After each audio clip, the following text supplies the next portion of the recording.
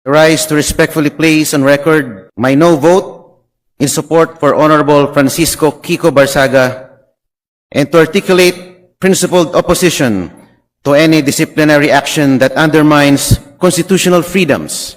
Ang pinarurusahan po natin sa mga hakbang ito ay hindi si Kong Barsaga, kung hindi ang mga taong nasasakupan ng kanyang pamumuno. Ang mga mamamayan ng Dasmariñas, Cavite ang nagbigay ng kanyang mandato at siyang nagluklok sa kanya upang iparating at marinig ang kanilang tinig sa kapulungang ito. Tila tinatanggalan natin siya o sila ng lehitimo at malinaw na pamumuno sa paulit-ulit na mga hakbang upang patahimikin ang kanilang representante.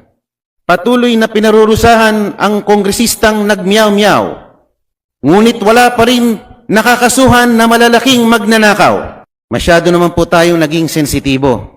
Kong Miao Barsaga is merely expressing his views under a current backdrop of unprecedented level of corruption in government never before seen. Nagsasalita lang naman po siya base sa kanyang nakikita at naobserbahan. Hindi po siya nag-imbento o gumagawa ng kwento na kathang-isip lamang.